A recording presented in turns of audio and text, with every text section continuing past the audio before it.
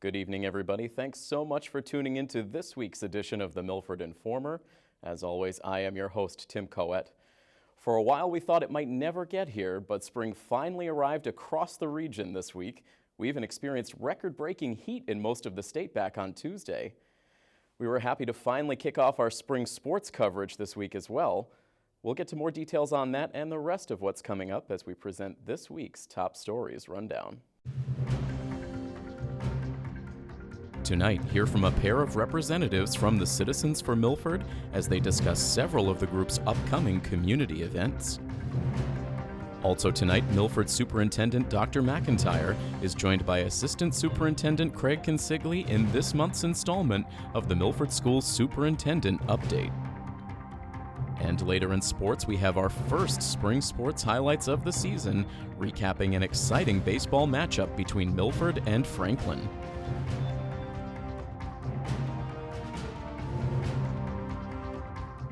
One of the best opportunities voters had to access the candidates in Milford's recent local election came courtesy of an open forum held by the Citizens for Milford. Now that election season is over, the CFM is hard at work coordinating a series of exciting events around town. To learn more about what the Citizens for Milford have coming up, I sat down with two of their members here in our studio earlier this week. And we are very happy to be joined on the Milford Informer this week by two representatives from the Citizens for Milford. We have Amy Sanborn and Peter Scandoni. First of all, folks, thank you so much for joining us this week. Thank you for having us. Yeah, thank you. Well, of course, you're both from the Citizens for Milford, which we were just talking before we came on air. Several successful years now in the books for your organization. I guess first and foremost, just overall, how has it been going for the Citizens for Milford overall since you first came into being? I think it's been great. We've been very busy doing lots of different things in the town, and our group works really well together, and I think that we've accomplished a lot. It's I really enjoy it. It's a nice group of people, of professionals. We've got liberals, we've got conservatives, we've got those that voted for Trump, we've got those that voted for Hillary, but it's just, we just get along great. And we never take a stand on a political direction. It's always just informative. That's what our mission is. And that's great. And obviously a lot of what you've done is sort of to help foster civic participation in the community. And one of the real great assets that your group has brought over the years is a lot of open forums to make local political officials really approachable to the voting public. And we just had one of those recently, a busy Milford local election season just coming to an end last week, but your group hosting another open forum allowing voters to come in and ask direct questions to all of the candidates in the contested races. That just seems like it's been a very big asset to the community. I think it has. It's the only place that I know that you can actually come, ask questions. If you couldn't make it, you could email questions prior and actually talk to the candidates and find out the answers that you wanted. And I don't think anything like that was available to us, and I think it's just a great way for people to get their concerns out there too. It's certainly been helpful, and hopefully we'll continue to see those voting numbers rise in the years to come. I know we saw them right around 17% for this year, but again, just great to get every opportunity for the voters to have an opportunity to be educated on these elections. But the main reason we wanted to have you in today, a big event that you have coming up on the horizon, is the Milford Beautification Day. This is something that the CFM has been doing for the last couple of years. Amy, I know you're the chair of the Beautification Day, so tell us a little bit about what's coming up on April 29th. April 29th from 9 a.m. to 1 p.m. You meet at the parking lot across the street from Sacred Heart Church. You can come any time during that time period, and we will give you gloves and bags and water, and you can head out wherever you want in town and pick up trash. And really what you do is at the end of your time there, you just call or text a phone number and let us know where you've left the bag of trash, and we will come pick it up. And we'll bring it to the transfer station. That's great. And so really it's people can kind of dictate their own pace to how long they want to be there and what areas exactly around town. Right. So it's really everybody can kind of come and do their own thing and still be extremely helpful. Exactly. We've got a Girl Scout troop coming. We're in this also with the Milford Trail. And some people will go out on the trails and pick up out there. You can go where you want to go. And even if you can't come to the actual event, if you can pick up trash in your own neighborhood, that would be an awesome thing to do. That's great. And looking at your website, Peter, I saw almost 200 people participated in this event last year. So that's pretty amazing to see that amount of the community coming out to participate in an event like this. Yeah, and it's a fun day as well. I mean, you get out, you see all these people, you talk to them, they all want to be helpful.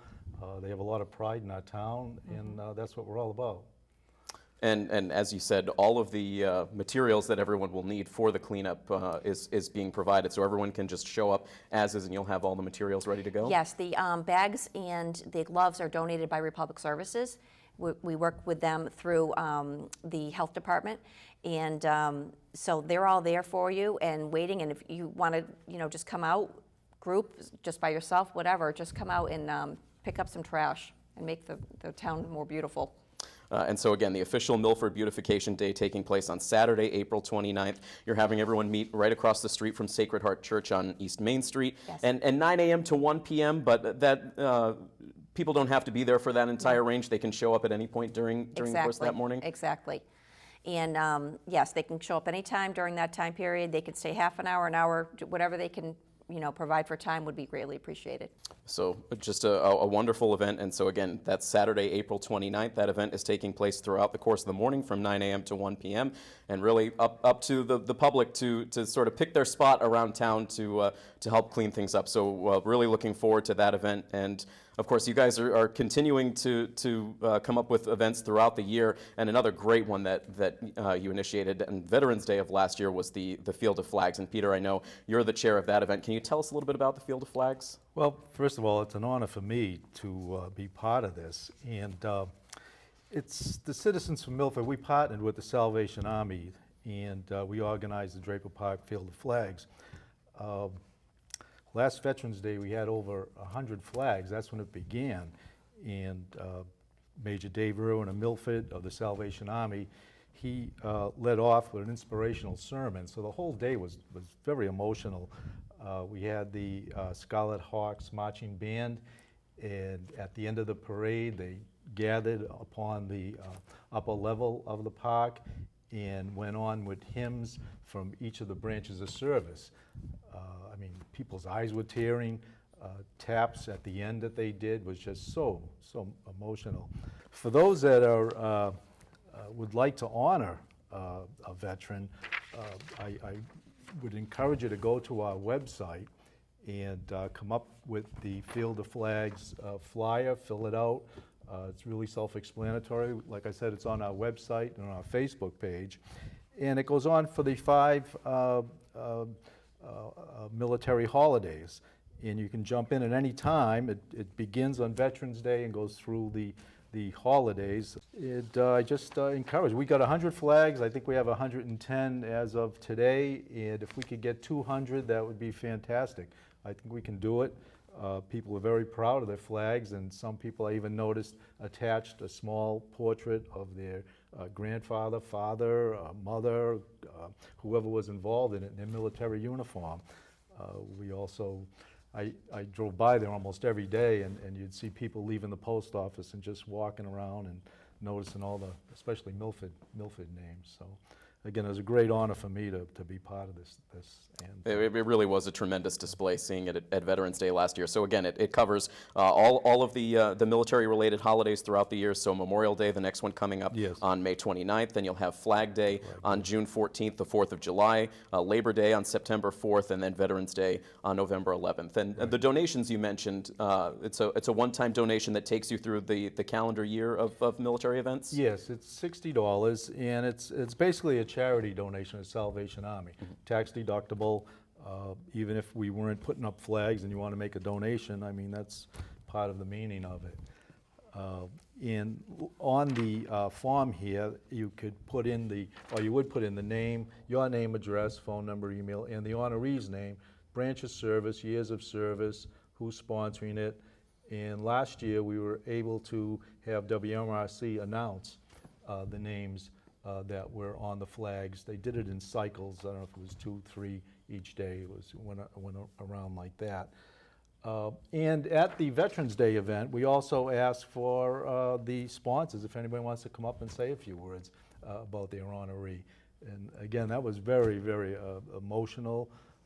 inspirational. It's just a great overall day. So that's great. These are two tremendous events throughout the year, and just two events among many, really, a year-round.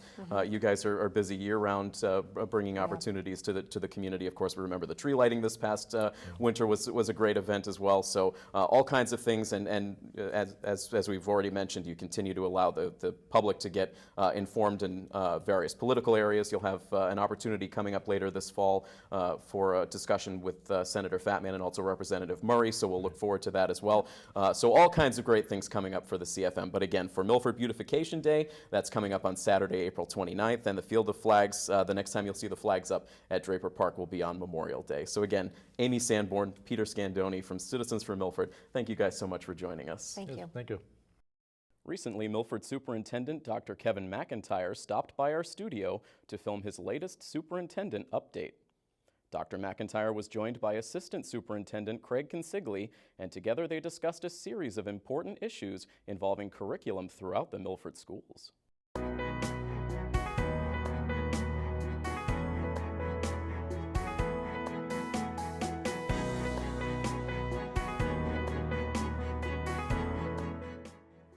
Hello, Hawk Nation, and welcome to the Superintendent's Update. Today I have Craig Consigli, Assistant Superintendent for Curriculum, Instruction, and Assessment, joining me to share what is new and impacting the curriculum of the Milford Public Schools.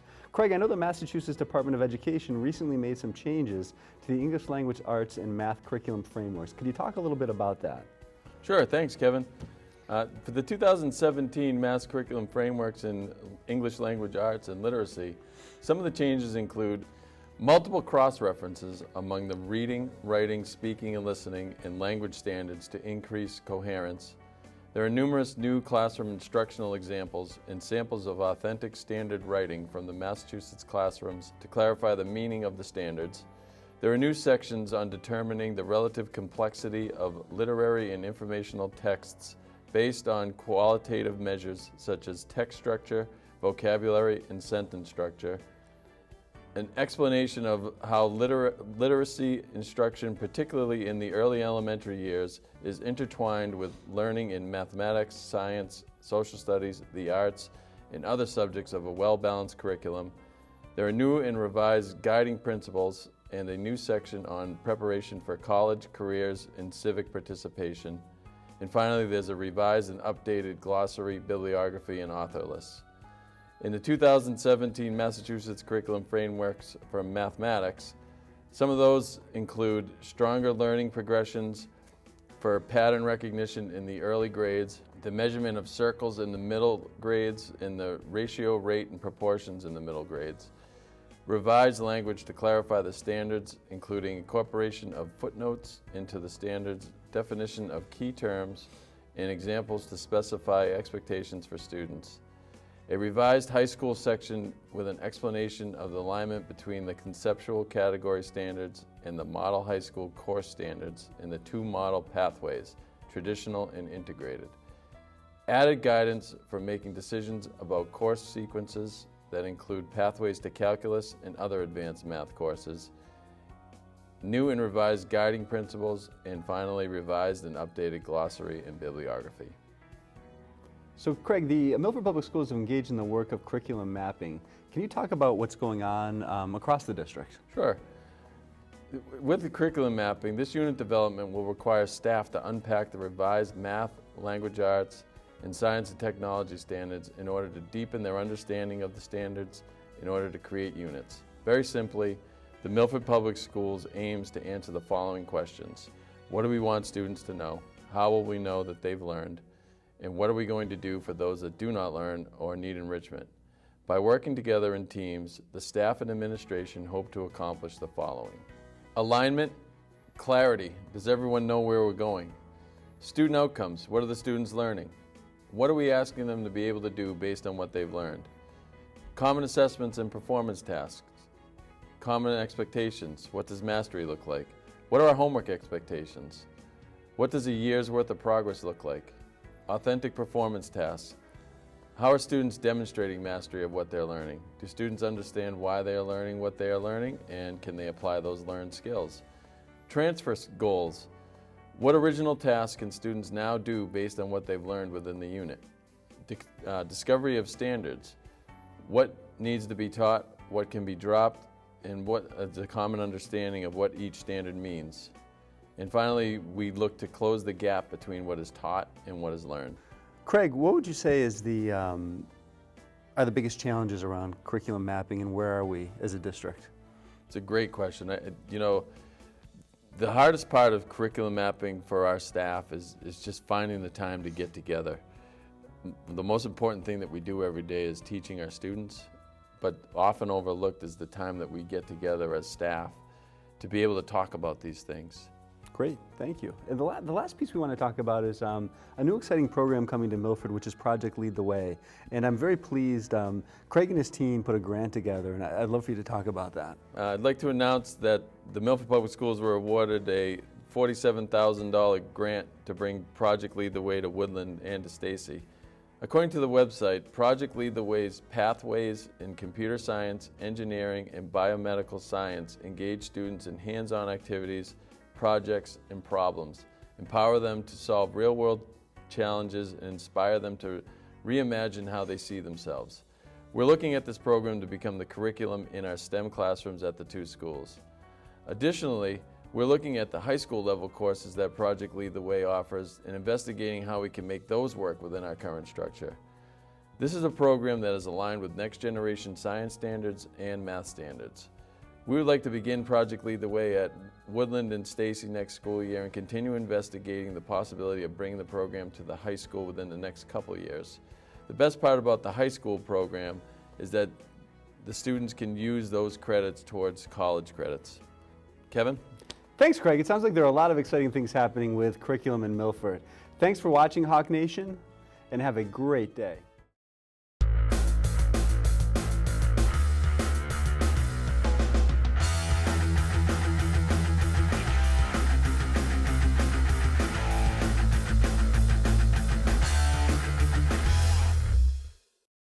As I mentioned in the open, we finally had a chance to get outside to begin our coverage of the 2017 spring sports season. As we speak, we are just wrapping up coverage of a big non-conference matchup for the softball team against Grafton. We'll have highlights of that game on next week's show. In the meantime, we also got our first look at the Milford baseball team this week. The Hawks got off to a bit of an uneven start to the season. The team opened the year with 2 losses, including a mercy rule defeat at the hands of Stoughton.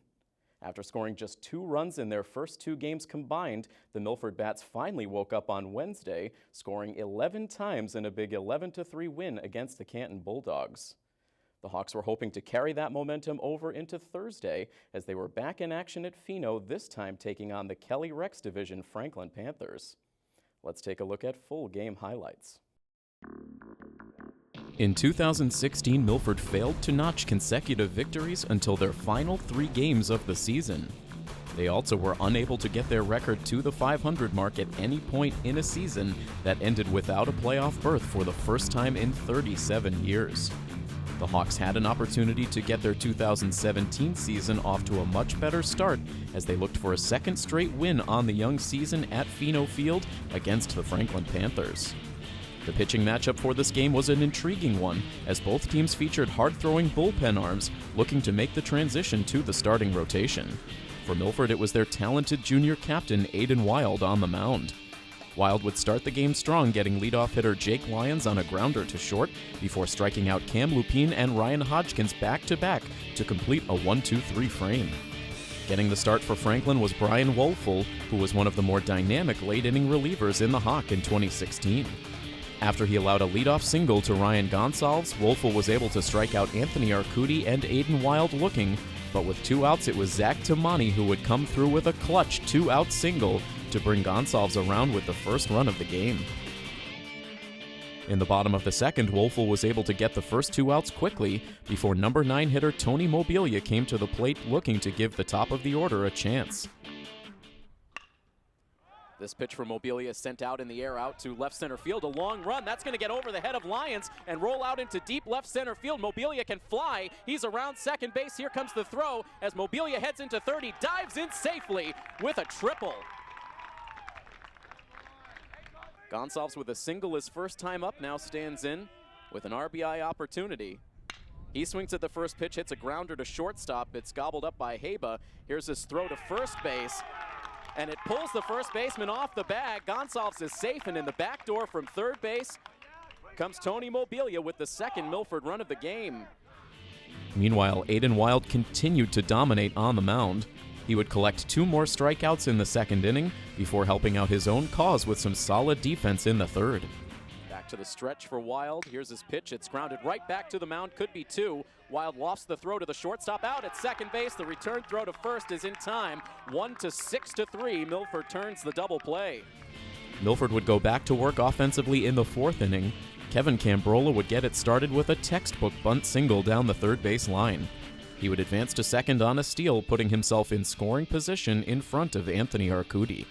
Here's his pitch. And this is a line drive over the head of the shortstop out into left center field. Touching third base is Cambrola. He will score without a throw as Arcudi heads down to second base with a 2-out RBI double. And Milford now takes a 3-0 lead. After Franklin scored their first run of the game courtesy of an error combined with a pair of wild pitches, sophomore phenom Alex Cody would lead off the bottom of the 5th, hoping to put his team in position to grab that run right back.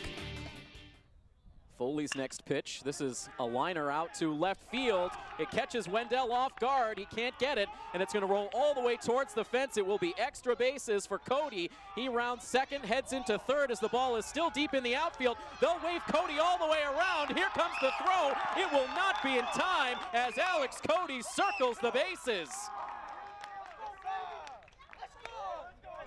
Cody getting that one past the dive of Wendell. It did not look like the left fielder got a glove on that, so it should go indeed as an inside the park home run for Alex Cody. Milford would plate one final insurance run in the bottom of the 6th, but that was more than enough for Aiden Wild. He would collect 3 more Ks in the late innings to bring his total up to 6, and he would retire the final 7 Franklin batters of the game in order to finish off the complete game effort.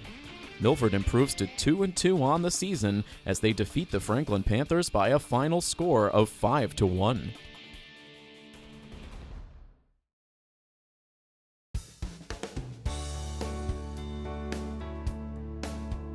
Coming up this Tuesday, the Friends of the Milford Town Library are preparing to host another exciting event. Wingmasters is a group dedicated to increasing public understanding and appreciation of North American birds of prey. The group will be on hand at Town Library holding a discussion on a particular group of birds of prey and why their species faces an uncertain future. The Birds of Prey program will take place on Tuesday, April 18th, inside the Granite and Quarry Room at Town Library beginning at 7 p.m. To find out more information on the group Wingmasters, you can visit their website wingmasters.net. And coming up on May 5th, the Stacy Middle School PTO will be hosting their first annual casino night. This exciting fundraising event will feature classic casino games, including blackjack, roulette, poker, and more. For the cost of admission, event participants will receive $20,000 in fun casino cash to be used for table games, and there will also be complimentary appetizers served. Casino cash can be turned in for raffle tickets during the event. There will be exciting raffle prizes drawn at the end of the night, including gift cards, gift baskets, and a flat-screen TV. The casino night is taking place on Friday, May 5th, over at the Crystal Room from 7 to 11 p.m. Tickets are $25 in advance and $30 at the door. To purchase advance tickets, log on to eventbrite.com and search for Casino Night.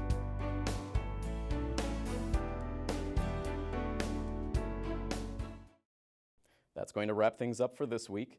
Next week on The Informer, we will have more spring sports highlights to present to you, and we'll also take a look inside recent meetings held by the school committee and the Board of Selectmen. As always, we thank you for tuning in. Enjoy the beautiful weather over this long weekend. And from all of us here at Milford TV, this is Tim Coette saying have a great week. So long, everybody.